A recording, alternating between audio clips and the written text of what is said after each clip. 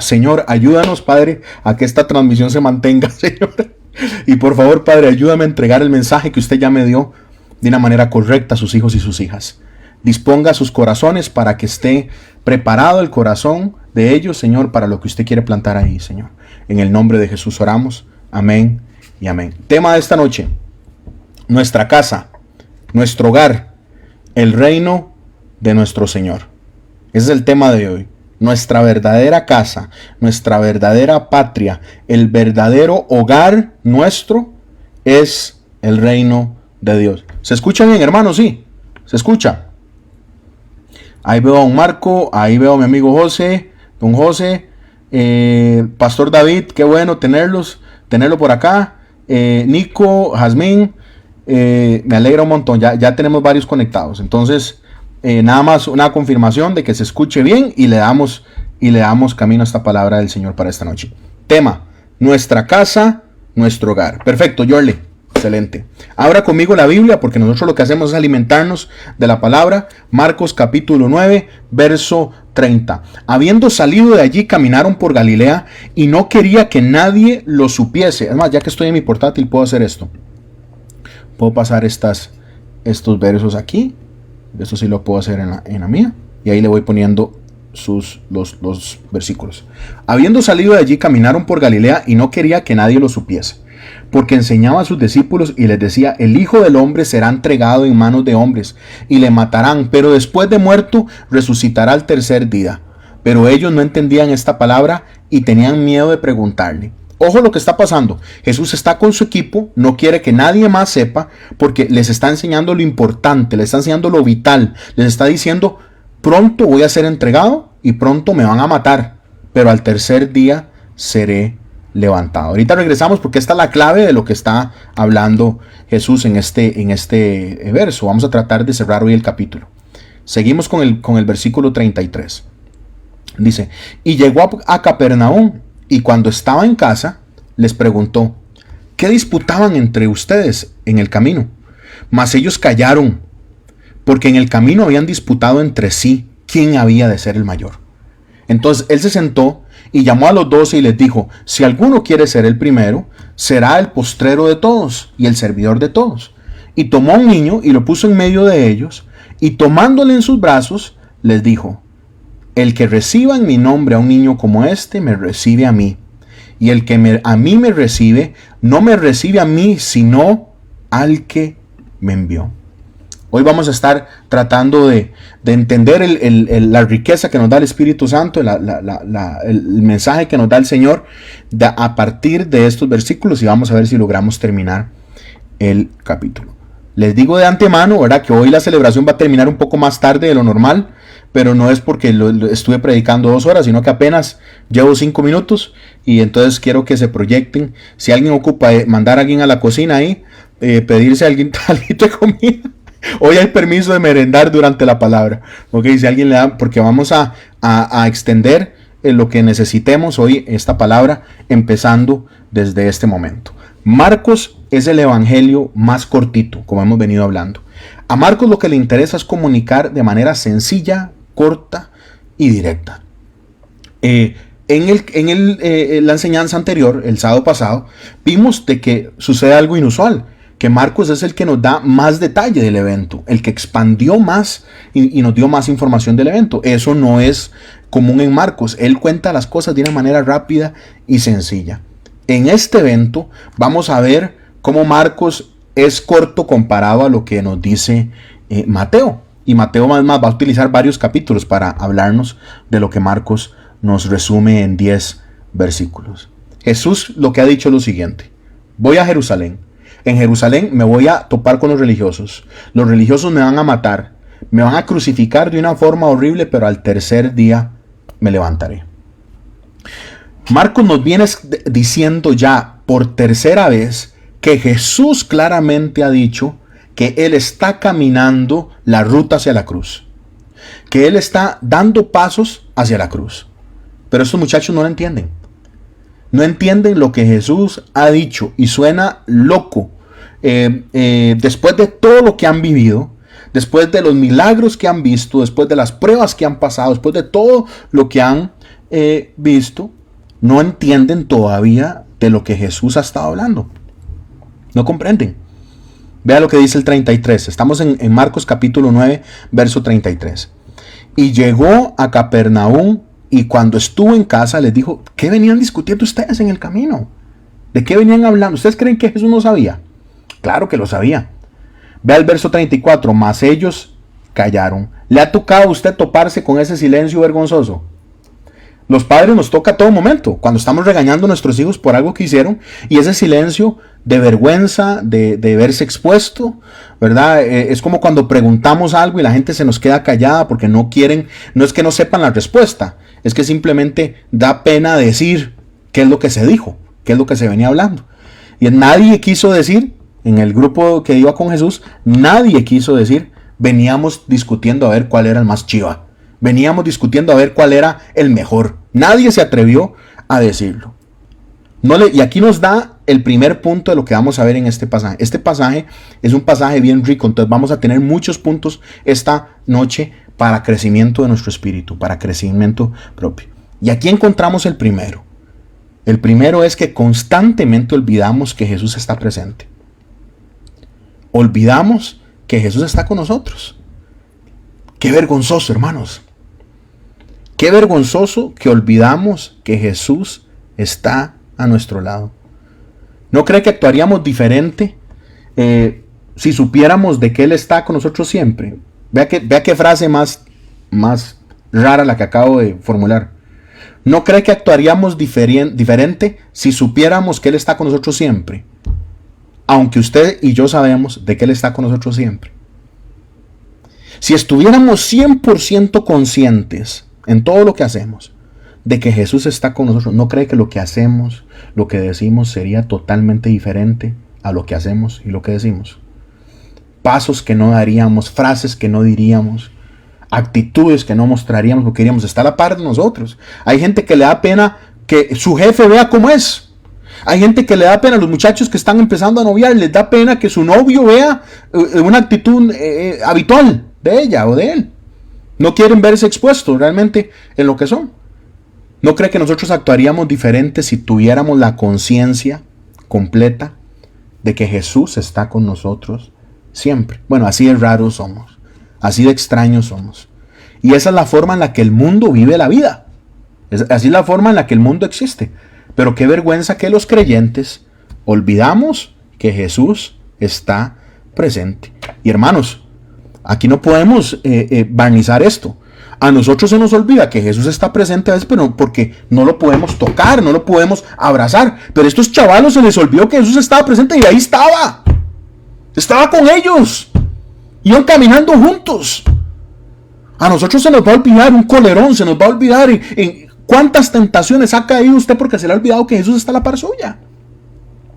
¿Verdad? Y la gente cree que confesar pecado es decirle a Dios algo que no sabía. No, Él sabe perfectamente lo que sucedió.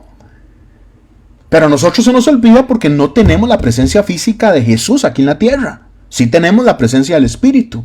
Y con Él la presencia de la Trinidad por completo en medio de nosotros, envolviéndonos. Pero nosotros somos tan tontos que creemos que lo físico es más importante que lo espiritual. Pero aquí, a los discípulos que van con Jesús, que han comido con Él, que han visto todos los milagros que Él ha hecho, van hablando una serie de tonteras y se les olvida que Cristo está ahí a la par de ellos. Estos chavalos siguen con una idea que Marcos nos quiere enseñar bien. Ellos no entienden lo que Jesús les ha dicho de lo que va a pasar en Jerusalén. Ellos no les entra esa información. Ellos seguro todavía creen que cuando van a llegar a Jerusalén, los fariseos, los importantes, los religiosos, los poderosos van a decir: claro, Yeshua es el Mesías, vamos, coronémoslo y vamos a hacer juntos una fiesta y vamos a restaurar el trono de David. Ellos están pensando algo así. Ellos creen, las multitudes están llegando, los milagros son poderosos, aquí está pasando un montón de cosas y cuando lleguemos a Jerusalén, ¡ay papá! Ahí la gente sí va a saber quién es el Mesías que hemos estado esperando. Y yo me los imagino a ellos haciendo planes y van a coronar a Jesús y va a haber fiesta y todo esto. Y en medio de la conversación dice: ok, ¿quién va a la par de Jesús? Ok, ¿quién es el que le toca ir a la par de él? Porque ya que somos 12. Y recuerden que Jesús no era solo un equipo de 2, era de cientos. Entonces, ¿quién es el que le toca ir ahí? ¿Quién va a la par de Jesús? Ellos todavía no entienden a lo que van. No entienden lo que Jesús viene diciendo claro. Recuerde que ya Marcos nos lo dijo 3 veces. Y además Marcos nos dice, Jesús les dijo esto claramente, que tenía que ir a Jerusalén a morir. Yo creo que ellos estaban esperando puestos en ese reino. Y hermanos, los van a tener. Estos hombres lo van a tener. Pero están discutiendo en ese momento a quién le toca estar más cerca. Eso es lo que tenían en mente. Y Jesús les pregunta de qué venían hablando para exponerlos. Nadie contesta. Un silencio. Vaya conmigo al verso 35. Entonces él se sentó. Esos detallitos, hermanos, no los podemos perder cuando estudiamos la escritura. Ese detallito es pequeño, pero es enorme. Porque un rabino, se sienta cuando va a enseñar. ¿Qué pasaba en la sinagoga? En la sinagoga, los hombres que habían probado buen testimonio, que habían sido probados de que amaban a Dios, de que habían memorizado grandes partes de la escritura, que tenían buen testimonio en su casa y además para con la gente, leían de vez en cuando, ellos les tocaba leer el texto bíblico. Se abría el rollo, lo leía, inmediatamente cuando se terminaba de leer el pasaje, el rabino se sentaba y empezaba a enseñar el pasaje que había sido leído.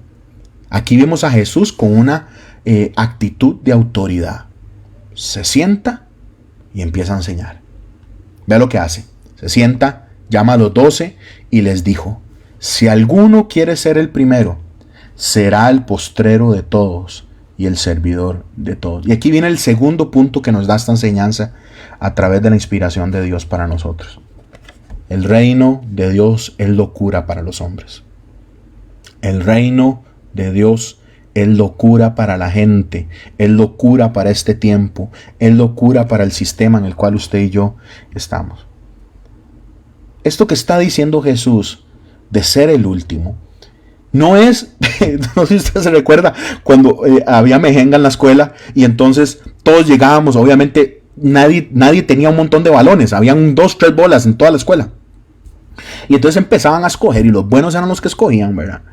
Y entonces los buenos y cuando lo escogían a uno estaba todo contento jugando mejenga, ¿verdad? Jesús no está hablando de que aquí es dichoso el último que escogen.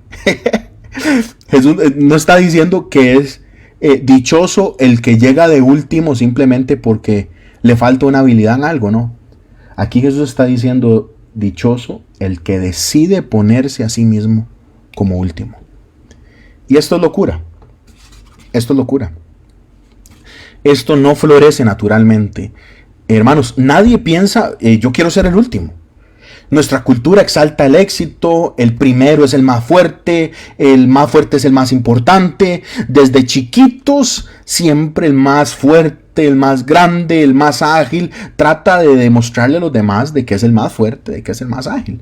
Ustedes saben que nosotros tenemos un centro educativo, nosotros ocupamos gente que esté hojeando el recreo, porque los chiquillos pueden ser crueles.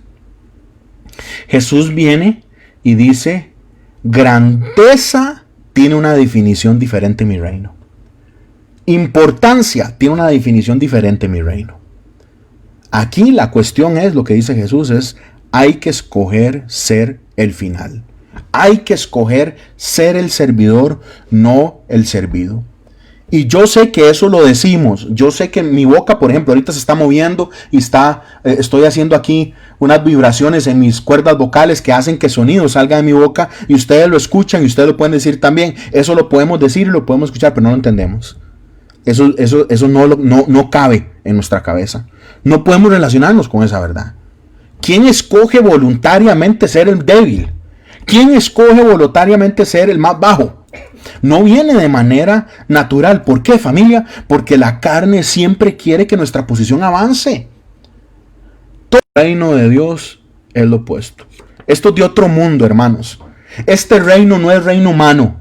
Este reino no se planta en territorio aquí. No nace de una estirpe. No nace de una nación. No nace de un rey que genera un linaje importante. Este reino viene fuera de este mundo. Nosotros podríamos decir, este reino es extraterrestre. Este reino no calza.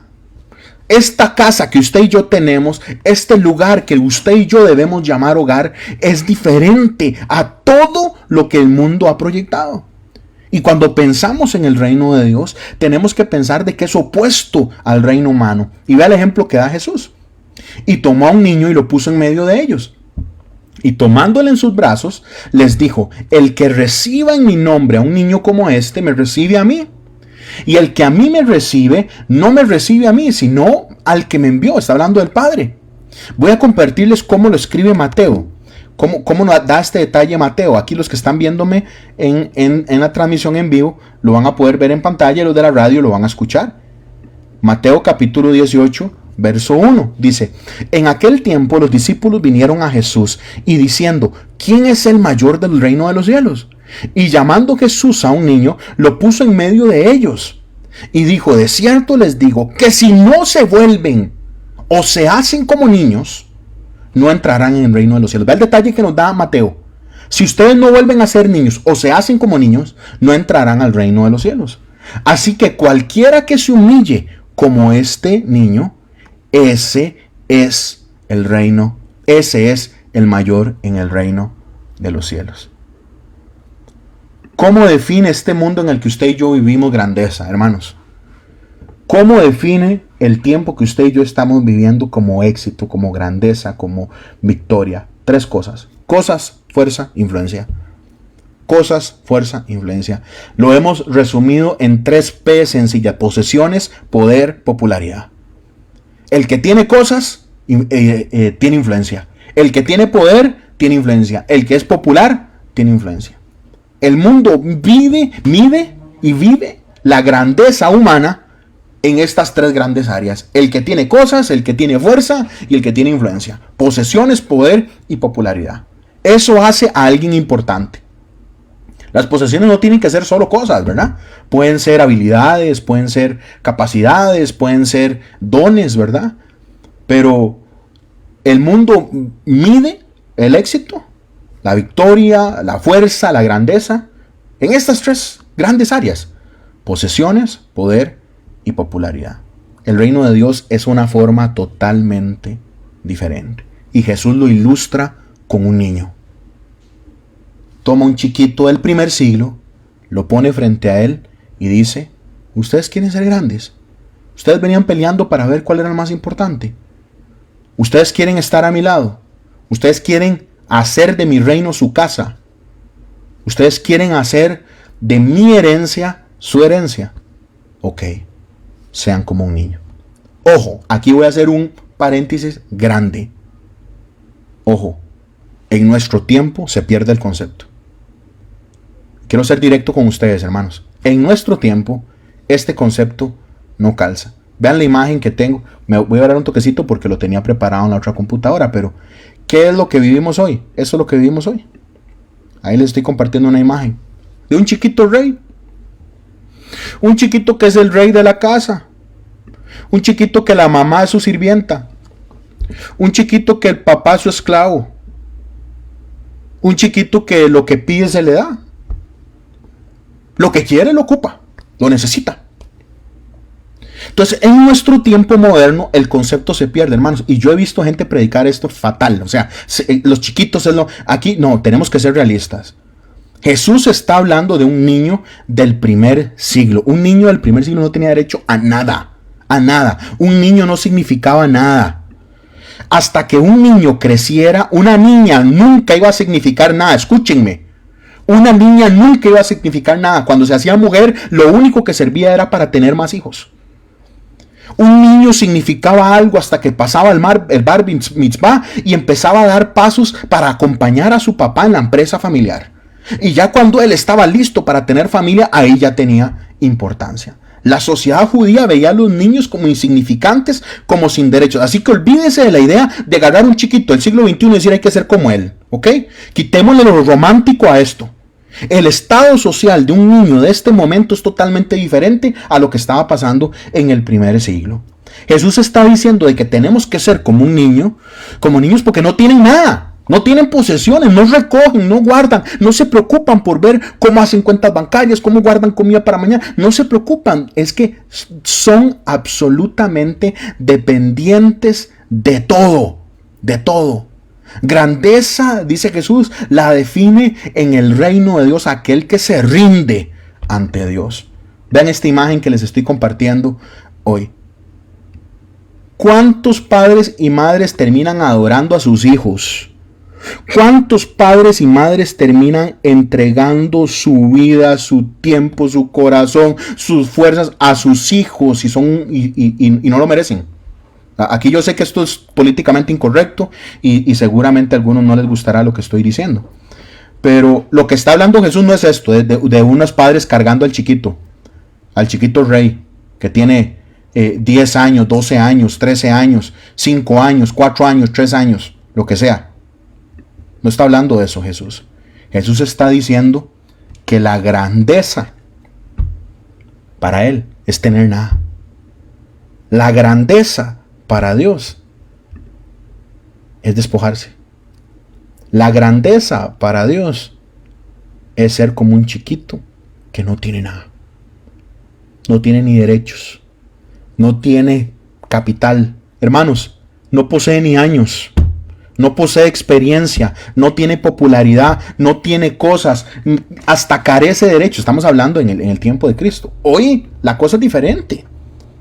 Hoy la cosa es diferente. Y Jesús agarra a un chiquito y lo pone en el centro. Y dicen, sea como esto. Pero Jesús no está hablando, vean esta otra imagen que les preparé aquí. Jesús no está hablando de esto. Un chiquito que controla su casa. Hermanos, yo tengo 20 años de experiencia a trabajar con niños. Yo empecé como pastor de niños. Mi primer tarea que me dio mi papá, que fue mi mentor inicial, mi primer tarea fue encárguese de un grupo de 11 y 12 años. Tengo 20 años, más de 20 años de trabajar con niños. A tal punto que el Señor me pidió a mi esposa, a mí, a mi hermana, que abriéramos una escuela. Porque el Señor está interesado en la niñez. Pero yo quiero quitarle la mala percepción de este pasaje. Porque hay chiquitos que no ayudan, hay chiquitos que hacen berrinches en público, hay chiquitos que hacen berrinches en lo privado. Hay que sobornarlo para que haga algo. Hay papás sobornándole, pagándole a los chiquitos para que hagan algo, hay que rogarles. Ya el chiquito sabe cómo controlar a los adultos, ya el chiquito sabe cómo controlar a los papás, aunque tenga 5 o aunque tenga 15 años, porque se puede seguir un chiquito de 19. Y ya sabe cómo controlar a los adultos. Y nada lo satisface. Y hay que hacer más y más y más. Hermanos, cuando a un niño se le permite ser irrespetuoso con sus papás, nunca va a respetar a nadie. Nunca. Si usted permite que su hijo sea irrespetuoso con usted, nunca va a respetar a nadie. Y yo sé que no hay hijos perfectos. Eso lo sé. Y hoy en día, el tiempo que vivimos, ¿verdad? Este es un tema complejo, ¿verdad? Entonces yo oigo, digamos, todos estos lobbies para ayudar, ¿verdad? Que vienen con otra agenda, ¿verdad? Hijos perfectos no, hijos felices. Claro, hijos felices porque el chiquito quiere la tablet y hay que comprársela. El chiquito quiere tal consola y hay que comprársela. Tiene otra vieja, pero hay que comprarle la nueva porque él lo quiere. Y se le acerca, no grite, papi. Y se le explica lo que está mal de sus acciones, ¿verdad? No sea malcriado al adolescente, ¿verdad? Y entonces usted va a consejería y lo que le dicen es haga la realidad divertida y trate de convencerlo y termina usted negociando con un completo malcriado. Chiquillos que ignoran a sus papás, chiquillos que ignoran a los profesores, chiquillos que dominan su casa. Vean, hermanos, nuestros hijos tienen que conocer al Señor. Nuestros hijos tienen que llegar a tener un encuentro con Jesús y tienen que llegar a tener un encuentro con el Espíritu Santo. ¿Cuántos dejarían a un inconverso que manejara su casa? ¿Cuántos de ustedes dejarían que un impío, usamos la palabra de la Reina Valera, cuántos dejarían que una persona que no conoce a Jesús, que no tiene el Espíritu Santo adentro todavía, maneje su casa? ¿Cuántos dejarían que una persona que no ha entregado su vida a Jesús por completo dirija su casa o dirija su matrimonio? Nadie. Nadie. Pero hay chiquitos gobernando casas ahorita. Hay chiquitos que son el rey. Hay chiquitas que son la reina de casas que gobiernan. No conocen a Jesús todavía. Han escuchado, como Job. Han escuchado, han ido a cultos, han estado en oraciones y bonito porque están creciendo en la palabra. Pero todavía no están en Cristo. Vean esta imagen, qué gráfica. Qué gráfica. Un chiquito que controla su casa, que gobierna su casa. El papá se postra ante él, la mamá, la abuelita se postra ante él, la hermanita, los hermanitos, porque es un completo patán de 5 años, de 11 años, de 19 años. Ni siquiera conoce a Jesús, pero controla el hogar. Ay, hermanos. A nosotros como padres se nos ha confiado la guía de ellos, no al revés. Por favor, familia. Por favor, familia.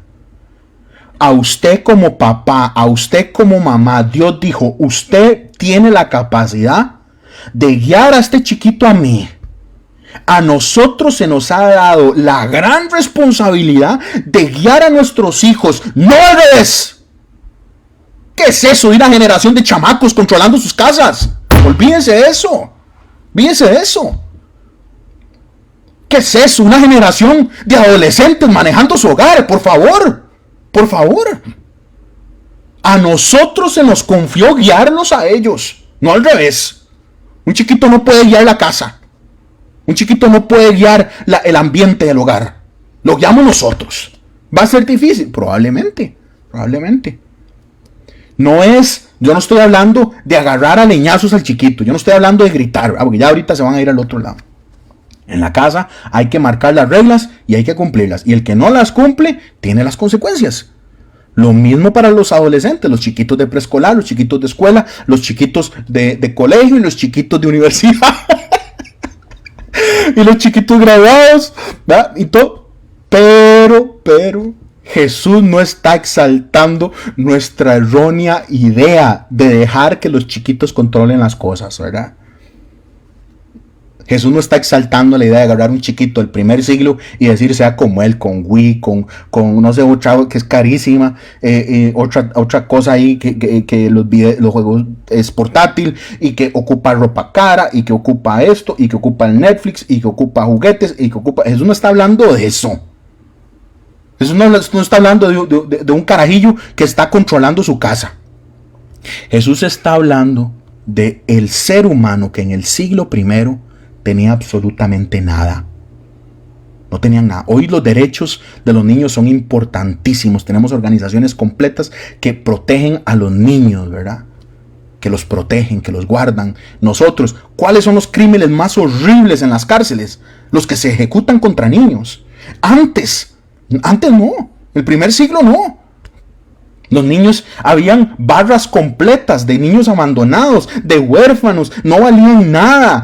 Los chiquitos que tenían alguna deficiencia física los botaban como que si fueran perritos, ¿verdad? Hoy en día la niñez tiene totalmente otro enfoque, ¿verdad? Otra percepción, ¿verdad? Y es nuestro trabajo hacer que los niños se conviertan en adolescentes que sirvan en la casa, que sirvan al Señor, que sean gente trabajadora, que sea gente que honre a los demás. Esa es nuestra responsabilidad como padres, de guiar a nuestros hijos, niños, adolescentes y jóvenes a ser personas de bien, a ser buenos ciudadanos y a ser buenos hijos de Dios y buenos servidores del Señor, ¿verdad?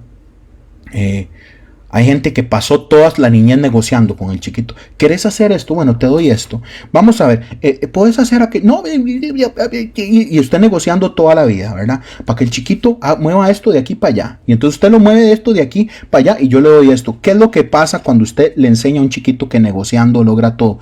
Llega a la universidad y ¡pum! Llega al primer trabajo, ¡pum! Renuncia, no me sirve, no me quieren, porque si usted pasa negociando, hermano, la vida no es así. La vida no es así. Y nosotros como padres tenemos que preparar a nuestros hijos para la vida. Primera relación, ¡pum! No me da lo que quiero. no me da lo que yo merezco, porque todos se lo negociaron en la niñez. Usted quiere hacer esto, yo le compro el celular, yo le compro allá, yo le doy aquí, usted me hace esto primero para acá. ¿Cuál? Entonces, Jesús está hablando de niños del primer siglo. Si estuviera predicando esto en la iglesia, estaría todo en silencio, les aseguro, todo el mundo en silencio. Entonces, así que yo quiero aclarar esto. La grandeza para el Señor es tener nada. Tener nada.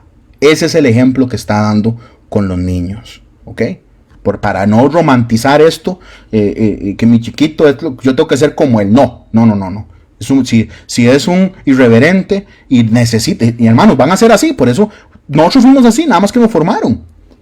Todo chiquillo quiere meterle el dedo en el ojo a otro. Todo chiquillo quiere morder al otro. Nosotros tenemos ya muchos años de tener guardería y servir antes en comedores y tener todo chiquillo a estar recién. ¿Y qué es? ¿Que él vea a la mamá mordiendo a las vecinas? No, es que venimos malos, somos malos. Entonces, la imagen que nos está diciendo eso no es para romantizar a los chiquitos, es para que veamos la personificación de una persona que carece de todo, que no tiene absolutamente nada. Y aquí nos da el quinto punto. Un niño en el tiempo de Cristo no tenía valor. No tenía valor. La imagen que nos comparte Jesús es que un niño no tenía valor, que es súper diferente a lo que vivimos nosotros en el siglo XXI. Creo que ya lo aclaré lo suficiente. Eso que quería dejarlo bien establecido esta noche. Jesús dice, sean como ellos.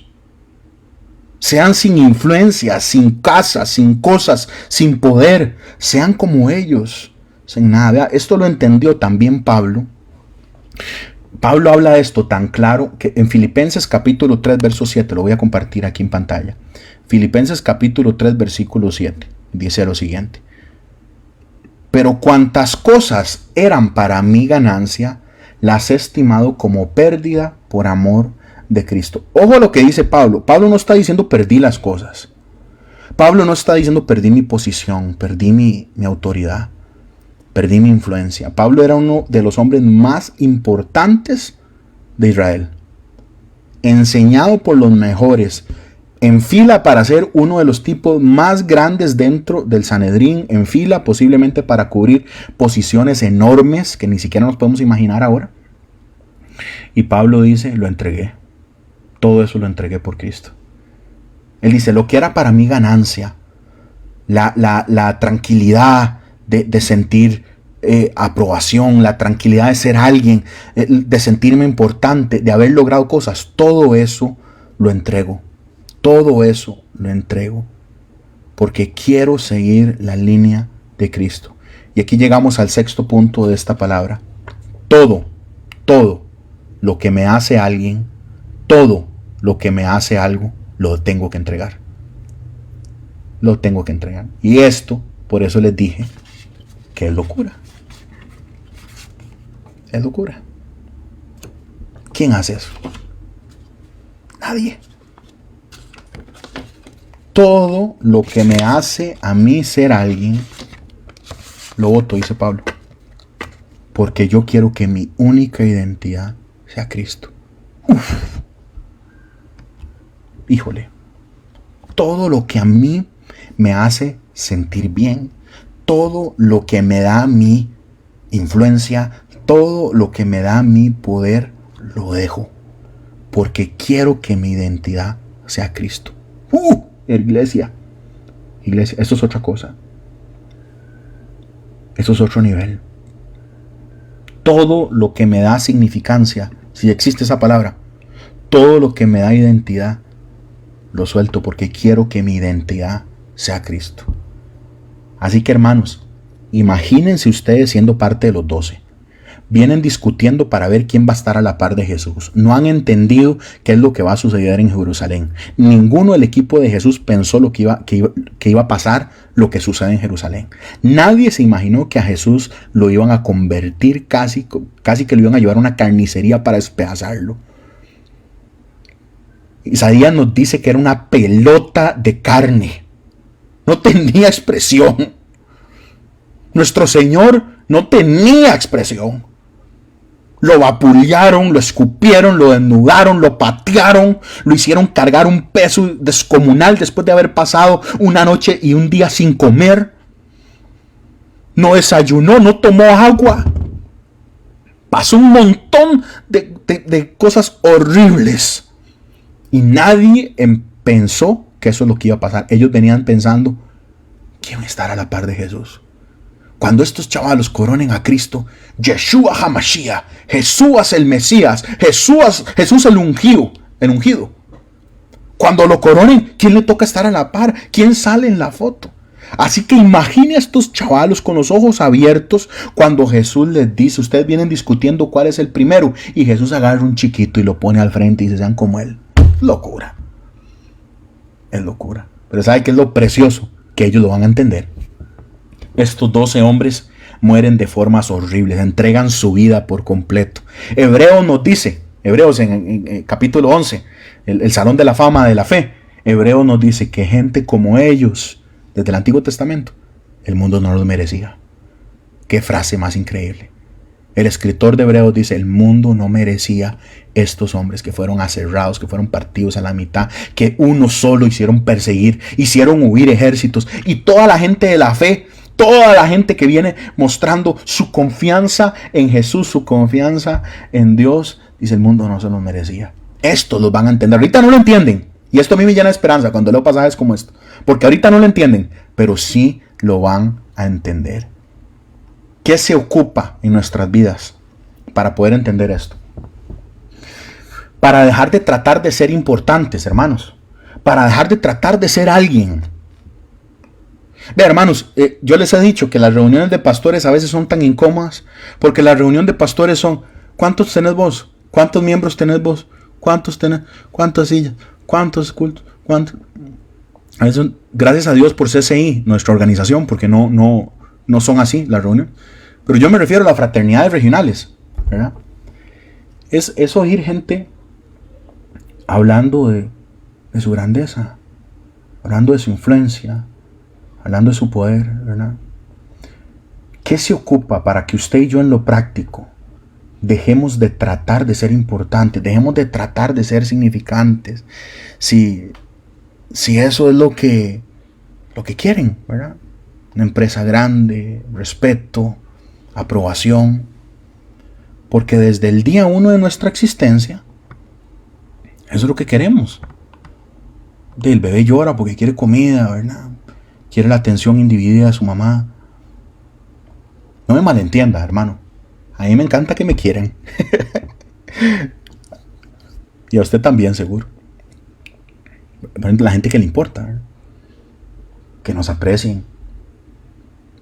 ¿Qué esposo no quiere que su esposa lo aprecie? ¿Qué esposa no quiere ser apreciado por su esposo? ¿Qué hijo no quiere ser apreciado por su papá? ¿Qué papá no quiere ser apreciado por su hijo? A eso me refiero, ¿verdad? Son cosas preciosas y lindas. Eso tiene una importancia grande en nosotros. Pero a veces construimos nuestras vidas para ser apreciados por otros, por gente que ni siquiera nos conoce, por gente que ni siquiera nos quiere. Y la gente quiere ser honrada, quiere recibir poder, quiere levantar plata, quiere hacer cosas. Y yo sé que todo eso es bueno, ¿verdad? Al final de cuentas, ¿verdad? Pero Jesús dice que el reino es al revés. Las cosas no es que sean malas, pero Jesús dice que en el reino de Él es al revés. Y uno ve todas generaciones completas invirtiendo en la vida para hacer algo, ¿verdad? Para que la gente vea que somos algo, ¿verdad? Y lo llevamos a la iglesia, y lo llevamos a nuestras familias, ¿verdad? Y Jesús dice que es al revés. Toma un niño, lo pone en medio de ellos, tomándolo en sus brazos, les dice, el que recibe mi nombre a un niño como este, me recibe a mí, y el que a mí me recibe, recibe a mi Padre. Está enfatizando de que a Él lo representa la debilidad. Esto es locura. Piensen esto, nuestro presidente va a tener una reunión en Estados Unidos, cualquier país del mundo, no puede ir, entonces manda a alguien. Manda un emisario, manda un representante, manda un embajador. ¿A quién va a enviar? A cualquiera. A cualquiera. Él envía un diplomático. Envía un embajador importante. Porque cuando ese embajador llega, no solo lo recibe a él, sino que recibe al que lo envió. Recibe al presidente, al rey que está representando. Nadie enviaría un embajador que es de poca importancia. Nadie enviaría un representante que no lo va a hacer bien. O sea, ningún presidente va a ir a buscar a una persona sin hogar para montarlo en un avión para que vaya a representarlo. Porque en nuestra realidad, una persona que es de poca importancia en la realidad social es una persona que vive en la calle. Para nosotros que estamos en el sur de la capital, un piedrerito, una persona que es adicta, que vive en un lote, que hoy que estábamos viendo el baldazo y la lluvia, se empapó y que depende de unas monedillas para ir a comprar la dosis diaria y luego volver a acostarse y luego el día siguiente ver cómo lo hace. Ningún presidente enviaría un embajador que fuera de poca importancia, de poca relevancia. Pero Jesús llega y dice: si ustedes reciben a un niño como este, me reciben a mí. Si ustedes reciben a uno de los míos, que es insignificante a los ojos del mundo, me reciben a mí. Y Jesús empieza a desengranar el concepto del reino de Dios. El concepto de nuestra verdadera casa. Ponga atención, mi hermano, mi hermana. Si usted quiere estar en el reino de Dios, debe aprender la economía del reino de Dios. Debe aprender los fundamentos del reino de Dios, que son totalmente ajenos a lo que fuimos enseñados. Porque queremos ser importantes, porque queremos ser valorados. Jesús dice: reciben a uno que para ustedes es insignificante, me reciben a mí. Ustedes reciben a uno que no tiene valor, me reciben a mí. Y no solo me reciben a mí. Jesús es un hombre tan espectacular, claro, es un hombre que además de ser hombre era Dios. Dice: no solo me reciben a mí, reciben a mi Padre. Entonces, en el mundo la gente lo que quiere es representarse, ¿verdad? Ser importante, ser influyente. Y Jesús dice: a mí eso no me importa. Nos da el séptimo punto de esta noche. Jesús lo que quiere es contrastar cuál es el reino humano y cuál es el reino de Dios. Él quiere hacer un contraste entre el reino de la tierra y el reino divino, el reino de los cielos. Entre la casa humana y la casa que Él está preparando, que es su casa, la casa de Dios. Y empieza a enseñarnos algo que va a estar constantemente en el Evangelio. Y este es uno de los hilos importantes, conectores de los 4 evangelios. El entender cuál es el reino de Dios. Jesús quiere que dejemos de pensar en nosotros. Si el rey del reino piensa así, si el dueño del reino piensa así, Él quiere que sus súbditos piensen así. Esa es la forma en la que la economía del reino de Dios funciona. Y sigue la conversación. Y el que habla ahora, recuerden que anteriormente se habían quedado callados. Jesús llega y los expone. Ustedes vienen tratando de ver quién es el más importante. Les enseño quién es el más importante. El que es menos importante para ustedes. Eso es lo que dice Jesús. Y ahora habla Juan. Y como siempre, cuando alguien está enseñando algo rudo, a veces es mejor quedarse bien callado. Porque a veces uno dice alguna tontera. Vea lo que dice Juan en el verso 38. Los voy a compartir. Dice así. Juan le respondió diciendo: Maestro, hemos visto a uno que en tu nombre echaba fuera demonios, pero él no nos sigue. Y se lo prohibimos, porque no nos seguía. Pero Jesús dijo: no se lo prohíban, porque ninguno hay que haga milagro en mi nombre que luego pueda hacer mal de mí. Porque el que es contra nosotros, el que no es contra nosotros, por nosotros es. Recuerden que Jesús viene contrastando. Jesús viene diciendo cuál es el reino humano y cuál es el reino de Él. Viene haciendo cambiándole la forma en la que está acomodada su realidad del mundo, su percepción del mundo, su cosmovisión. Jesús viene cambiando, tratando de enseñarle, aquí la cosa es diferente, muchachos. Y Juan abre la boca diciendo de que se toparon a alguien que está haciendo milagros, está liberando demonios, pero no es parte del equipo, y entonces los regañaron. Yo ocupo que usted entienda lo que está sucediendo en este pasaje. Juan está celoso. Juan está celoso. Recuerde lo que pasó hace un capítulo. Había un endemoniado que ellos no pudieron sacar. No lo pudieron sacar. Juan venía junto con el equipo de los pequeños, el equipo pequeñito, 3, y Jesús venían bajando la montaña y el equipo no pudo sacar el demonio. No lo pudieron sacar. Y Juan ve otro que está liberando y se pone celoso porque ese no es del equipo de Jesús. No es el de los que andan con Jesús. Y las multitudes se acercan. Y Juan no solo era de los 12, sino que era del grupo de importancia. Pedro, Jacobo y Juan vieron la transfiguración, vieron cómo levantó entre los muertos a la hija de Jairo. Cosas que los otros 9 no vieron. Juan era del grupo de importancia de los 12 y Juan ve a otro chavalo que está liberando y se pone celoso. La importancia que él tenía para él era la ambición personal. Esa es la misma actitud que tienen los fariseos. Se ponen a hablar paja, que Jesús lo que hace lo hace por su Lucifer, que Jesús lo que hace lo hace por Belcebú, que Jesús lo que hace es por Satanás, y tratan de menospreciar el trabajo de Jesús. ¿Sabe por qué lo dicen? Porque estaban celosos. Porque los fariseos no aguantaron eso. No es que ellos querían la atención, ellos les encantaba que no tuvieran que hacer fila, ellos les encantaba ser el importante del barrio, ellos querían ser los VIP. Y aparece un muchacho de 30 años que los demonios huyen, que cuando hay alguien enfermo él lo toca y lo sana, cuando alguien no tiene una manita, la tiene seca, lo ora por él y le da vida, y empieza a ver una serie de milagros, y los religiosos no aguantaron, no pudieron más. Por envidia, por celos, matan a Cristo. Porque los humanos tratan de proteger lo que supuestamente es de ellos. Yo protejo mi posición, yo protejo lo que tengo, yo protejo, imagínense hermano, protejo mi ministerio, la gente tiende a ser territorial. Y aquí Juan se pone celoso. Y Jesús le dice, no señor, aquí es opuesto. El reino mío es diferente al humano. Es diferente. ¿Quieres saber lo opuesto en la Biblia a lo que está pasando Juan? Un tocayo de él. Juan el Bautista. Un hombre espectacular de la Biblia. Espectacular. Jesús dice que hombre más grande no ha parido mujer. Ni un solo milagro en su carrera. Predicaba durísimo y lo que hacía era bautizar. Y en un momento sus multitudes empiezan a bajar.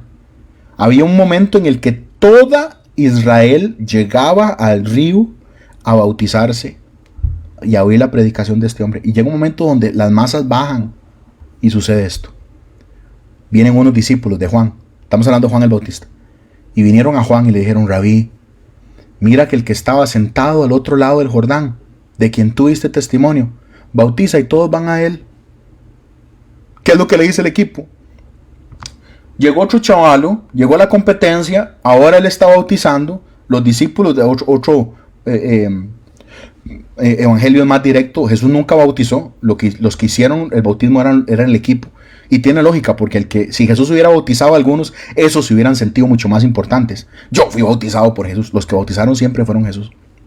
Y entonces llegan los discípulos de Juan y le dicen, aquel que usted dio testimonio, aquel que usted dijo que era importante, de quien usted lo permitió. Hay un momento casi que seguro estaban bautizando cerca, en el mismo río, en la misma zona. Y le dice el equipo, y ahora todos van a él. Todos van allá, no vienen donde nosotros. Se llenó aquella iglesia. Aquel hermano tuvo una empresa que está prosperando. Se llenó aquello está funcionando lo más bien. Ve lo que dice Juan. Respondió Juan y dijo, ¿no puede el hombre recibir nada si no le fuera dado el cielo? ¿Qué manera? Vea la percepción que tiene Juan. Juan dice, lo que tiene el hombre, Dios se lo da. Verso 28. Vosotros mismos me sois testigos de que dije, yo no soy el Cristo, sino que soy enviado delante de él. Y más adelante, por tiempo no lo vamos a ver todo, vean solo el 30. El Juan capítulo 3, versículo 30. Dice, es necesario que él crezca, pero que yo mengüe. Se los pongo en pantalla aquí en la Nueva Traducción Viviente.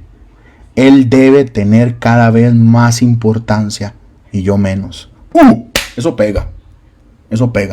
Él debe tener cada vez más importancia y yo menos, ¿verdad? Pero los líderes lo que queremos siempre es ser más influyentes, es tener más importancia. Y usted va a un seminario de liderazgo cristiano y lo que quieren es que usted tenga más gente y haga más cosas y quiera más cosas, ¿verdad?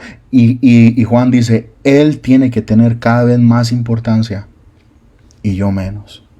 Como creyentes, sabemos cuando algo viene de Dios. Esta frase es una frase que viene inspirada. No tiene nada que ver con lo que yo hago, no tiene nada que ver con mi popularidad. Se trata de glorificar a Dios. Juan dice, un hombre recibe lo que el cielo le da. Mi vida es para glorificarlo a Él. Mi vida es para guiar gente a Él, es lo que dice Juan. Ayer hablaba con los jóvenes en su reunión, los muchachos de Reborn, y les explicaba cómo la ley del antiguo pacto, la ley del Antiguo Testamento, no era para que nosotros nos sintiéramos bien cumpliéndola. La ley era un maestro que nos guiaba a Jesús. Aquí Juan dice, mi vida es para apuntar a Cristo. ¿Quiere escuchar un resumen de mi llamado? Mi llamado es apuntar a personas a Jesús. ¿Quiere escuchar un resumen de su llamado? Su llamado es apuntar a que personas lleguen a Jesús. Esa es la misión. Lo importante es Él. Solo Él salva. Nosotros no podemos. Y Juan dice, aquel chaval está sacando demonios y no es parte de nosotros. Le pegó una regañada. Jesús dice, déjelo. Porque es por nosotros. Verso 42. Estamos en Marcos 9. Para ya ir cerrando. Estamos súper bien de tiempo. Súper bien. Cualquiera que haga tropezar a uno de estos pequeñitos, dice Jesús, que creen en mí, mejor le fuera si se atase una piedra de molino al cuello y se la arrojase al mar. Mejor le fuera si se atase una piedra de molino. Se me olvidó mostrar el punto, hermanos, ahorita cuando estaba hablando de la actitud de Juan. Cuando Juan estaba celoso por este muchacho que también estaba liberando, y el otro Juan más bien estaba proyectando humildad. El punto número 8 de esta enseñanza es, debo crecer espiritualmente. Y ese crecimiento no va a ser lineal. Ese crecimiento va a tener altibajos. Pero usted tiene que ponerse las pilas para crecer espiritualmente. O se va a quedar como llegó. Va a seguir siendo el bebé con el cual conoció espiritualmente a Jesús. Ya ustedes me han escuchado decir esto 1000 veces. Hay gente que vota los calendarios y las agendas, pero no crecen en Dios. Un año más de ir a la iglesia, pero nunca crecieron en Él. Entonces, punto número 8.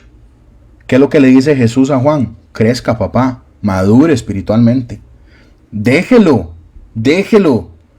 El otro Juan, el Bautista dice, todo lo que el hombre lo tiene es de Dios. Si el hombre está haciendo algo, Dios se lo dio. Entonces nosotros tenemos que crecer espiritualmente. Hay una palabra mejor, pero es más ofensiva, madurar espiritualmente. Y ya no me meto porque ahí ya nos golpea más fuerte.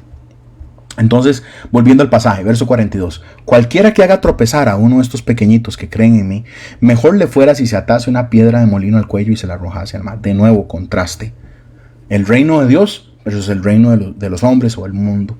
Jesús dice, la sociedad dice que los sin importancia no valen, ¿verdad? Para mí, sí, ¿verdad? El reino humano, personas que aparentemente no tienen posesiones, poder y influencia, ¿verdad? Aparentemente son débiles. Por ejemplo, un ejemplo muy, muy claro. Ustedes recuerdan, los que son costarricenses y que me están escuchando, hace yo creo que fue año y medio, un chavalo que mató a un grupo de ciclistas. Un chavalo que arrolló a un grupo de ciclistas y se dio a la fuga, ¿verdad? Y después apareció en videos en el bar, todo lo que estaba tomando. El carro, se perdió la prueba de todo lo que se hizo y todo el asunto. Y una vez a mí me llamó mucho la atención, ya adelantado el proceso. Recuerden de que no soy quien para emitir juicio de esto, no soy abogado, pero y se hizo arreglo con muchísimos de las víctimas, pero una no. Y a mí me sorprendió tanto. Le estoy hablando de como meses después, tal vez hasta un año después de que sucedió el hecho fatal de la muerte de estos muchachos, literalmente el asesinato, ¿verdad?, de estos muchachos, porque el tipo iba súper ebrio. Pero a mí me sorprendió cuando en una de las audiencias ya previas al juicio profundo, el abogado de este tipo era el presidente de la corte. El presidente de la corte de esta república era el abogado de este hombre. La humanidad constantemente dice, ¿usted sabe con quién se está metiendo? ¿Usted sabe quién soy yo? Yo no sé si alguien le ha dicho eso. ¿Usted sabe quién soy yo? ¿Usted sabe con quién se está metiendo? Y Jesús dice, esto es al revés. Esto no es quiénes somos. Esto es de quién somos. Esto es a quién pertenecemos. Esto no es de quienes me sirven. Esto es de a quién yo sirvo. Y Jesús dice, cualquiera que haga tropezar a los pequeños, mejor. Vea lo duro lo que dice Cristo. Mejor le fuera si se atase una piedra de molino al cuello y se la arrojase al mar. Increíble.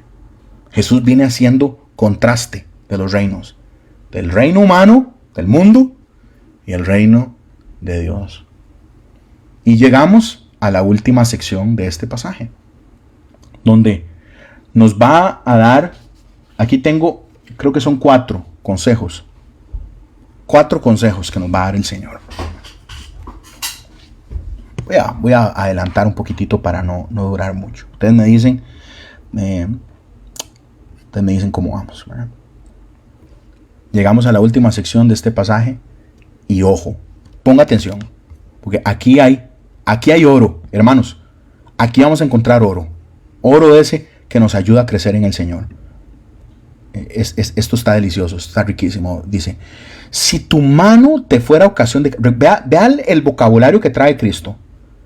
Si usted va a hacer caer a uno de los que aparentemente son débiles, lo voy a decir muy feo, dice, amárrese una piedra a la nuca y tírese al fondo del mar.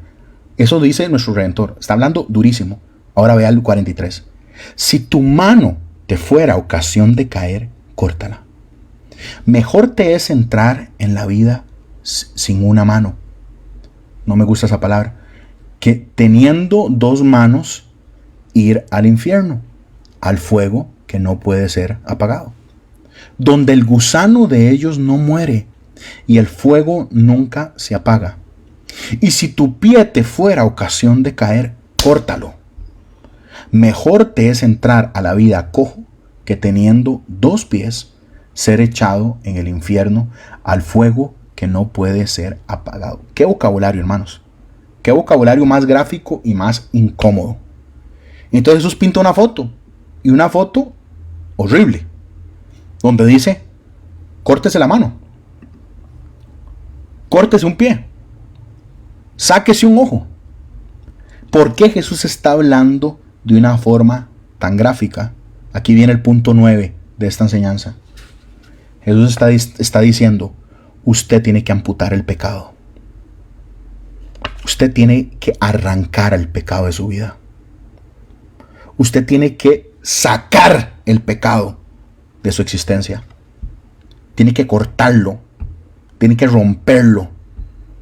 Y la frase que usa, la palabra que usa es amputar, cortarse la mano, cortarse un pie, sacarse un ojo. Sacarse un ojo. ¿Cómo sabemos que lo que Jesús está diciendo no es literal, hermanos? Bueno, la lógica nos dice que no es literal. Pero ¿cómo sabemos de manera teológica e intelectual que lo que Jesús no está diciendo, que lo que Jesús está diciendo no es literal? Fácil, hermanos. Ni la mano, ni el pie, ni el ojo son los causantes del pecado. Ni las manos, ni los pies, ni nuestros ojos son los que producen el pecado. Ninguno de ellos tiene la culpa. Jesús ya había hablado esto en el sermón del monte. El que ve a una mujer con lujuria, hoy tenemos que decirlo en los 2 días, el que ve a un hombre con lujuria, ¿verdad?, ya cometió el adulterio. No tiene que preocuparse por ir a un motel y acostarse con ella, ya pecó. Ya Jesús había enseñado que el pecado no tiene que ver con tocar y hacer, que viene más profundo de nuestro corazón, que posiblemente el pecado va a tener una manifestación física, claro, Pero el pecado nunca se gesta en lo físico. Primero pasa el pecado en el corazón. El pecado primero es parido en el corazón y después pasa a la superficie. Empieza en lo que somos. Jesús está diciendo de una forma radical: esta es la forma en la que hay que tratar el pecado. Esto es lo que hay que hacer con las áreas de nuestra vida en las que hay pecado. ¿Qué dice Jesús? En esas áreas de su vida donde hay pecado, arránquelo. Arránquelo. Y usa un lenguaje gráfico casi grotesco. Casi grotesco. Y nosotros cuando leemos estos pasajes los leemos muy rápido, ¿verdad? Pero si los leemos con cuidado es horrible. Mutilación. Y yo creo que por eso Jesús lo dice. Porque Jesús dice, nadie se va a cortar la mano. Jesús sabe. Nadie se va a cortar el pie. Nadie se va a sacar un ojo con su sano juicio.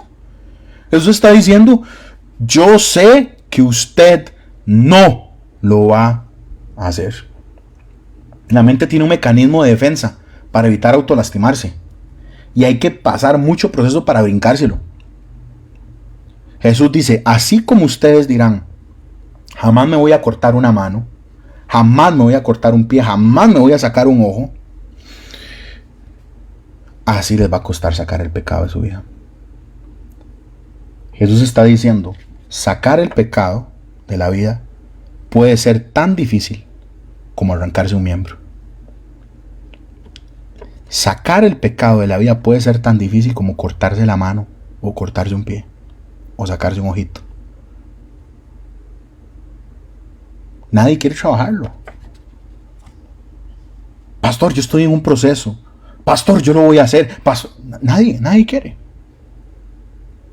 Y todo el mundo quiere un pastor, pero cuando empezamos a trabajar ya alguien cercano, alguien que se deja llevar, y empezamos a trabajar la profundidad del ser y lo que hay que entregar, nadie quiere arrancar estas secciones de su vida.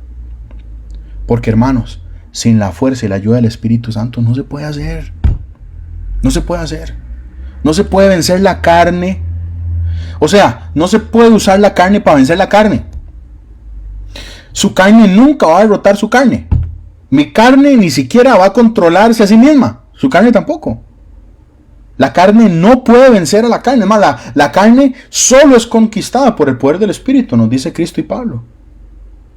Yo creo que por eso Jesús usa esta imagen horrible. Y lo que quiere es una actitud radical.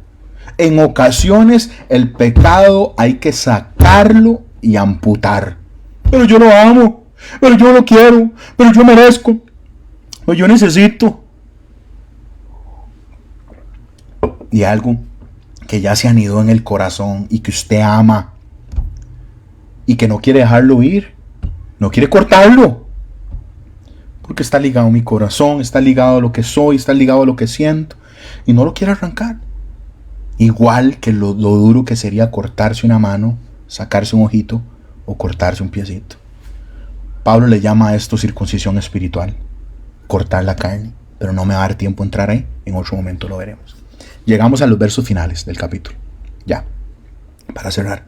Verso 49. 49 y 50. Y cerramos el capítulo 9 de Marcos. Qué bueno, hermano. Nos duramos 4 semanas en este pasaje. No, 3 semanas en este capítulo. 49 y 50. Porque todos serán salados con fuego, y todo sacrificio será salado con sal. Buena es la sal. Mas si la sal se hace insípida, ¿con qué sazonaréis? Tened sal en vosotros mismos y tened paz los unos con los otros. Oiga, qué pasaje más loco. Porque todos serán salados con fuego y todo sacrificio será salado con sal. Buena es la sal. Mas si la sal se hace insípida, ¿con qué la sazonaréis?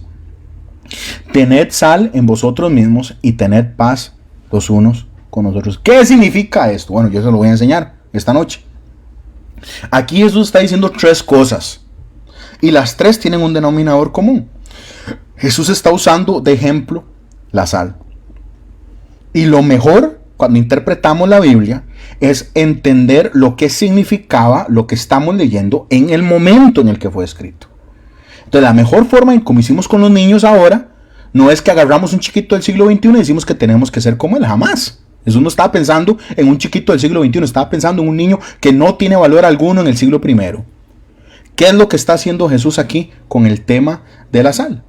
Tenemos que ubicarnos primero cuál era el rol de la sal, porque nosotros, ¿cuántos no hemos oído predicaciones de hermanos que tienen un corazón muy lindo, las hermanas que tenemos que ser la sal del mundo porque hay que darle sabor al mundo? Por Dios santísimo, eso no es lo que dice la Biblia. Porque ahora, ¿qué somos? ¿La sal Salizano del mundo? O la bomba que compra usted por en medio kilo en el mercado, o el sazonador completo. O sea, nada que ver. Claro que la sal se utilizaba para sazonar, pero ese era el ínfimo de los significados en el siglo I. El rol que tenía la sal en la cultura de Cristo hace 2000 años era preservar. Era la refrigeración del momento. Para nosotros la sal es sabor, ¿verdad? Pero ellos lo usaban porque tenemos una refrigeradora y congeladores y compramos carne que ya viene preparada en bolsa y todo el asunto. Pero en lugares como el que vivía Cristo hace 2000 años, cuando se cortaba una cabra, cuando se preparaba un cordero y se vendía, no había refri. ¿Dónde poner eso? Cuando los pescadores sacaban todo el pez y vendían el pescado fresco, muchísimo del pescado se salaba y se preparaba para que estuviera, no fresco, pero para que estuviera preservado por mucho tiempo. Algunos hablan de semanas o meses inclusive. Entonces, la sal en tiempo donde no había corriente, donde no había refri, ¿verdad? Se utilizaba para preservar algunas carnes hasta por meses. Entonces, la sal previene de que decaiga la carne. Y eso es lo que viene hablando Cristo. La sal previene de que se pudra. La sal sostiene de que esto no se pudra, de que no decaiga, no pierda su integridad, no pierda su función. Así que el uso principal de la sal, mi hermano, no era dar sabor. Nosotros no somos la sal del mundo para llenar el mundo de buenas intenciones y somos el salero del mundo para ver cómo hacemos que esto sepa rico. No, nos toca como iglesia ser el preservante de la sociedad. Frena la descomposición de la sociedad. Es más, hermanos, es lo que estamos viendo los lunes y los martes con Apocalipsis. En el momento en que la iglesia es arrebatada, ese preservante deja de estar. ¿Qué pasa con la sociedad? ¡Pum! Se pudre. ¡Pum! Decae. El momento en que la novia del Cordero, el momento en que la esposa del Cordero es arrebatada para estar con el Cordero, el preservante de la humanidad se va. Ya no está. ¿Y qué sucede con la sociedad? ¡Pum! Aterriza y explota. Entonces, ¿qué es lo que nos dice el maestro? Ustedes van a ser preservados con fuego. Esta es la 10ª idea que quiero darles hoy. Hoy el pasaje era muy denso, por eso lo convertí en 12 puntos. 10. Ustedes serán preservados con fuego. Y hermanos, ¿a quién le está hablando Jesús? ¿Verdad? Hay que poner atención cuando leemos la Biblia. Le está hablando a creyentes. No le está hablando a gente que no conoce Él. Entonces, cuando nosotros hablamos de que oímos que la Biblia le dice a los no creyentes que serán pasados por fuego, estamos hablando de destrucción. Pero lo que quiero que usted entienda es que los creyentes también pasamos por fuego, pero no para destrucción. El fuego para el impío es destructivo. El fuego para el creyente es purificador. Seremos preservados. Porque el fuego purifica. Cuando se agarraba el oro, este anillo que yo tengo, mi anillo de matrimonio, que fue un regalo que nos hizo mi suegra, ¿verdad? Sí, que nos hizo mi suegra. Mis suegros nos regalaron este anillo para nuestro matrimonio. Yo estaba tan limpio que no tenía ni para comprar anillos, así se los digo. Carol más loca de casarse conmigo. Y entonces este oro que está en este anillito, que me regaló con mucho amor mi suegro y mi suegra, este anillo, para que llegara a ser oro, tuvo que pasar por una serie de procesos de fuego que lo purificaron, que le sacaron toda la basura, que le quitaron lo que no le hacía ser un metal precioso. Entonces Jesús dice, ustedes van a ser preservados con fuego. Recuerde que viene hablando de la importancia de amputar el pecado, de quitar el pecado de nuestras vidas. Él dice, ustedes van a ser purificados, van a ser preservados con fuego. Y en este contexto que está hablando de cortar el pecado, de cercenar el pecado, de amputar el pecado, lo que está diciendo el Cordero es, yo ocupo que ustedes sean radicales con el manejo del pecado en sus vidas. Pero recuerden que Dios sigue trabajando. Y Dios en su gracia los va a preservar. ¿Qué sabemos del fuego? Desde chiquitos, que quema. Papi, no ponga la mano ahí porque se quema. ¿Qué vamos si la ponemos? El proceso del fuego en la vida de un creyente es para quemar, es para purificar, es para sacar la escoria, es para quitar lo que no sirve. Pedro lo dice muy lindo. Primera de Pedro capítulo 4 verso 1. Ya voy cerrando, hermanos. Ya voy cerrando. Dice, puesto que Cristo ha padecido por nosotros en la carne, vosotros también armados del mismo pensamiento, pues quien ha padecido en la carne terminó con el pecado. ¿Qué? ¿Qué? Se lo voy a leer en otra versión porque ahí se pierde un toquecillo. Cuesta entenderlo, por eso usted tiene que tener varias versiones y por eso para eso usted me tiene a mí para enseñarle la Biblia también. Ustedes deben estar dispuestos a sufrir, así como Cristo sufrió mientras estuvo aquí en la tierra, dice Pedro, esto es el lenguaje actual. Si ustedes sufren como Cristo, ya no seguirán pecando. Entienda, mi hermano, lo que está tratando de decirnos Jesús. En algunas áreas de pecado en su vida, Dios va a entrar y va a operar, porque usted no la quiso entregar. ¿Le ha pasado a usted eso?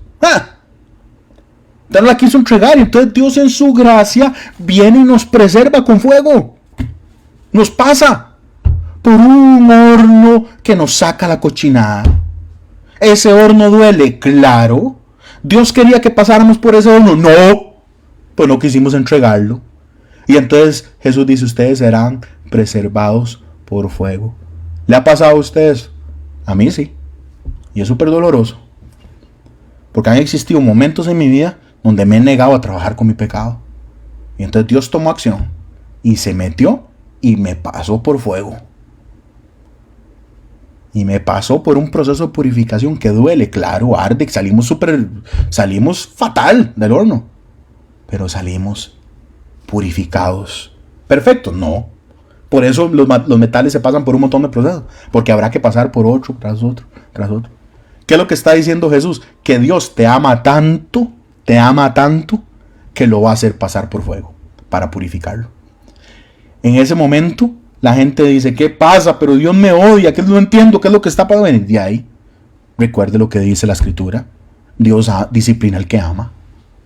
Dios al que no ama, lo condena. Pero Dios al que ama, lo disciplina. Y si usted no entrega su pecado, si usted no saca el pecado de su vida, así como arrancarse un miembro, hace la imagen que da Jesús, ok, Dios lo ama a usted tanto que, ok, papito, vamos al horno. Usted entra al horno mañana. Usted pasa por el horno. Y entonces lo que no quiso entregar, yo se lo arranco. ¿Dolerá? Claro que duele. Ninguna disciplina es placentera en el momento, pero después produce una cosecha de vida. Voy a correr. Luego dice, buena es la sal, el verso 50. Mas si la sal se hace insípida, ¿con qué sazonarán? ¿Qué es ese verso tan raro? Porque realmente es un verso raro. Dice, buena es la sal. Mas si la sal se hace insípida, ¿con qué ustedes van a sazonar? A nosotros, cuando vemos la palabra sazonar, pensamos en el sabor. Pero no, lo que está diciendo el original es con qué van a salar. Si la sal es buena, pero la sal pierde su propiedad, ¿con qué ustedes van a salar? Refiriéndose a la preservación. ¿Con qué ustedes van a salar? Bueno, aquí nos da el 11º punto de esta noche. Que es, la sal es buena. Pero si pierde propiedades, ¿con qué vamos a salar? ¿Qué es lo que está diciendo Cristo? Usted no puede contaminarse. Hoy día hay procesos químicos para purificar la sal. En ese tiempo no lo había. Lo que hacía que la sal perdiera la capacidad de salar eran las impurezas. Entonces Jesús lo que está diciendo es que cuando la sal se mezcla, la sal se contamina. Y al contaminarse, ya no preserva. Esto nos habla cuando dejamos, usted y yo, que el mundo entre en nosotros. Dejamos que entren impurezas.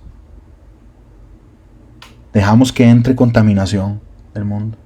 Y perdemos poco a poco la capacidad de preservar. Ay, hermanos, no sé si decirlo, mejor no lo digo. Y eso pasa si dejamos que las impurezas lleguen a nuestro corazón. ¿Le ha tocado ver a alguien vivir un proceso donde se va desligando del Señor, se va desligando del Señor, se va desligando del Señor y pronto ya no preserva? Perdemos propósito, perdemos la razón de ser. Ya no hay habilidad para preservar al ambiente que está alrededor de nosotros, la sociedad en la que estamos, la familia, y perdemos el rol.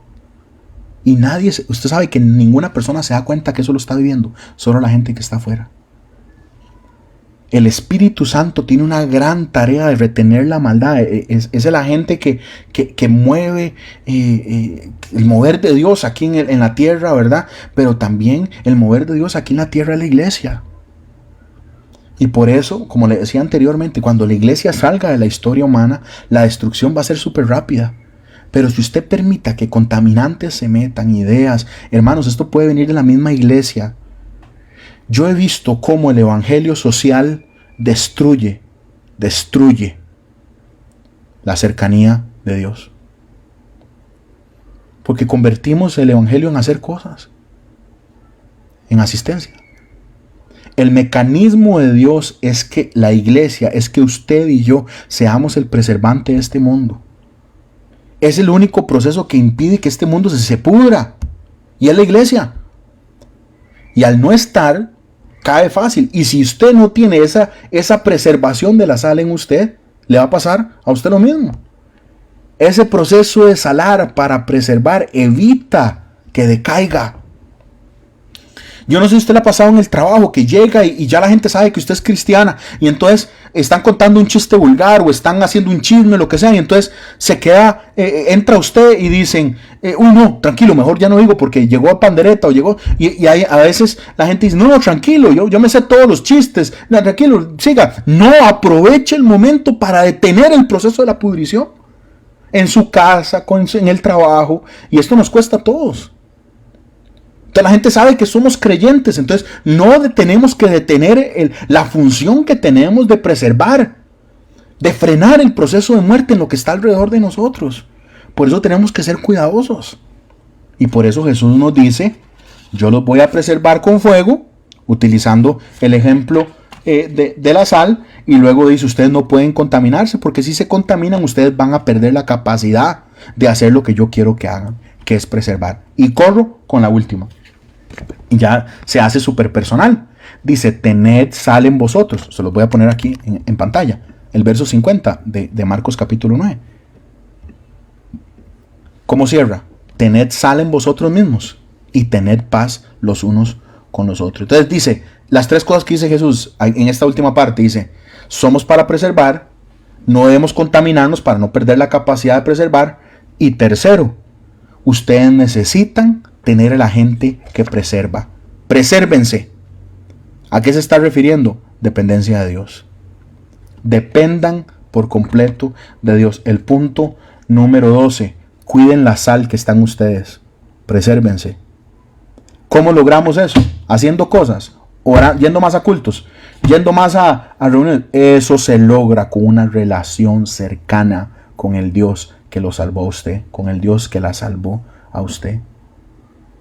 Que esa sal esté en usted, dice Jesús. Que la preservación venga de Él. Que la fuerza venga del Espíritu Santo. Si permitimos que el Espíritu Santo nos convenza de ese pecado y llevamos arrepentimiento, el resultado es que vamos a amputar ese pecado de la vida y el resultado final es que tendremos paz entre nosotros. Es lo que dice Jesús. Pero si negamos eso, si negamos confrontar el pecado, si lo mantenemos en nuestra vida, lo seguimos chineando, viviremos el proceso donde vamos a dejar de preservar, donde perdemos propósito. Con este pasaje cierro, hermanos. Santiago, capítulo 4, versículo 1. ¿De dónde vienen las guerras y los pleitos entre ustedes? ¿No es de sus pasiones las cuales combaten ustedes mismos? La NBI dice, ¿de dónde surgen las guerras y los conflictos entre ustedes?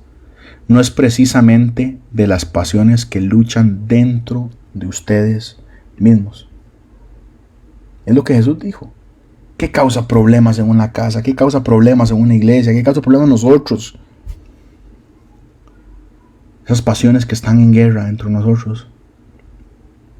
Jesús dice, llene eso de sal, que es lo que está en el idioma de ellos. En la cultura ellos lo entendieron perfectamente. ¿Qué dice nosotros? Ustedes tienen que preservarse porque ustedes también están en proceso de decaimiento. Y yo he dejado una obra purificadora en ustedes que la genera el Espíritu Santo, que representa el trabajo de Dios con nosotros para el pecado. Reino de Dios es dependencia del Espíritu. Jesús dice, yo ocupo que ustedes entiendan que aquí la cosa es que hay que trabajar entendiendo que el reino mío es diferente. Para eso ocupo que ustedes amputen el pecado de su vida. Les va a costar tanto como cortarse una manita o un pie o sacarse un ojo. Entonces, ¿qué voy a hacer? Yo como Dios me voy a meter y los voy a preservar con fuego. ¿Qué más voy a hacer? Bueno, después de preservarlos con fuego, usted tiene que decidir no contaminarse. Usted tiene que decidir mantener el propósito que tiene con el Señor y tiene que depender de mí. Tiene que preservarse usted también. Usted va a ser un agente de preservación en la tierra, en su casa, en su matrimonio. Más hermanas que están hoy y que su esposo no está en la fe, tal vez. O hermanos que están viviendo alguna lucha específica en la casa. Entonces nos toca preservar en nuestra realidad, en nuestro hogar, en nuestra familia, en nuestro entorno. Entonces Jesús dice, ok, ustedes tienen que trabajar con su pecado. Sé que les va a costar. Yo voy a entrar y los voy a purificar con fuego. Va a ser duro, sí, va a ser difícil. Bueno, ustedes no pueden contaminarse. Y tercero, ustedes tienen que entender de que hay que preservarse. Tienen que depender de mí. Y lo quiero resumir así. El reino de Dios es dependencia del Espíritu. Solo así llegamos. Solo así estaremos. ¿Y cuál es la máxima que vimos hoy? Yo tengo que menguar lo que soy. Mi carne tiene que bajar. Y tengo que dejar que Él crezca. Tengo que ser más espiritual. Tengo que crecer en Él. Qué palabra, hermanos. Qué deliciosa que es la Biblia. Permítame orar por ustedes. Gracias a todos los que se han mantenido en esta transmisión y nos funcionó súper bien, gracias a Dios. Así que cierre sus ojos y incline su rostro más bien. Y vamos a pedirle al Señor que nos ayude. Que nos ayude esta noche a depender de Él. A ser como niños. A ser como niños que significa no tener nada. A ser como niños. A que no olvidemos que Jesús está presente. Él está con nosotros siempre. A que... se me enredó esto un poquito. A entender que el reino de Dios es locura. A entender que el reino de Dios es lo opuesto. Las reglas son diferentes. A entender que grandeza es igual a tener nada. Tratar de ser menos para que Él sea el que crezca. A ser como un niño que simbolizaba en el siglo I a alguien que no tenía valor. Y no es que yo ahora me voy a menospreciar o que voy a tener baja estima. No, es que todo lo que tengo que me da identidad lo entrego porque quiero que mi identidad sea Cristo. A que todo lo que me hace alguien lo sacrifico, lo doy. Jesús me enseña que hay un contraste entre la casa divina en su reino y la casa humana en este reino que usted y yo vivimos. Jesús hoy me enseña que debo crecer espiritualmente, que no puedo seguir siendo un inmaduro. Juan se comparó con otros y Jesús le dice, olvídese de eso, olvídese. Aquí la cosa es que lo que yo le doy a los hombres es mío. Tranquilo, usted no se preocupe, yo se lo di. Ahora usted deje a los demás, crezca. ¿Qué más nos dice el Señor hoy? Ampute el pecado. Saque el pecado de su vida, porque esto lo que hace es contestar la pregunta, ¿cómo nos acercamos a este reino? ¿Cómo nos acercamos a esta nueva casa? Bueno, crezco espiritualmente, saco el pecado de mi vida, luego entiendo que Dios en su gracia me va a preservar con fuego en aquellas áreas que no las quise entregar, y luego la idea número 11, no, Dios me invita a no contaminarme, porque si me contamino pierdo la capacidad de preservar y por lo tanto pierdo el propósito, pierdo la razón de ser. Y 12, tengo que entender que yo también, se lo voy a decir de una forma fea, que yo también me estoy pudriendo. que yo también me estoy pudriendo. Porque mi carne está luchando dentro de mí. Y me pongo chichoso y respondo mal y hablo mal y pienso mal y hago cosas que no debería hacer y pienso cosas que no debería pensar y digo cosas que no debería hacer. Entonces, ¿qué dice Jesús? Tienen que preservarse, tienen que depender del Espíritu Santo. Y hoy vemos que el reino de Dios es una dependencia del Espíritu. El tema de esta noche, nuestra casa, nuestro hogar, es el reino de Dios, no es este mundo. Quiero dejar eso en su corazón. Nosotros somos de otra patria y pronto estaremos con Él. Padre, yo vengo orando por esta iglesia, Señor, que usted ha puesto, Señor, aquí en Alajuelita. Hoy oro por estos hermanos, estas hermanas y hermanos que caminan junto a mí la fe, Señor. Hoy bendigo sus vidas. Como pastor de esta congregación, bendigo la vida de estas ovejas que son suyas y que usted ha puesto bajo mi cuidado. Hoy oro, Señor, para que crezcan. Hoy oro para que saquen el pecado de sus vidas. Hoy oro para que entiendan, Señor, que el reino de Dios es diferente al humano. Y hoy oro, Señor, que nunca perdamos de perspectiva, Señor, de que te pertenecemos, Señor. De que te pertenecemos. Y hoy oramos, como dijo Santiago, Señor, ¿de dónde surgen las guerras? ¿De dónde surgen los conflictos? ¿De dónde surgen las dificultades? Padre, de nuestro corazón. Y nosotros somos fáciles para echarle la culpa a otros, y somos fáciles para echarle la culpa a los demás, Señor, y mis realidades y lo que viví. Padre, y olvidamos, Señor, que las pasiones y las luchas vienen de nuestro propio corazón. Así que perdónanos, Dios. Perdónanos. Hoy entregamos lo que somos, Señor. Ayúdanos a ser humildes y entregar nuestro pecado para no tener que pasar por procesos de fuego, Dios, que lastiman a nuestras vidas y lastiman a otros, ¿verdad? Padre, pero si es necesario, ahorita, hermanos que están pasando por el fuego, Padre, yo no oro para que lo saques. No oro para que apague el fuego usted. Oro para que salgan de ahí purificados. Oro para que salgan de ahí aprobados, Señor, para que pasen la tormenta de tu mano, para que pasen la dificultad de tu mano, Señor, y cada día se parezcan más a Cristo. Todo esto lo pido en el nombre de Cristo, sabiendo de que usted nos escucha. Amén y amén.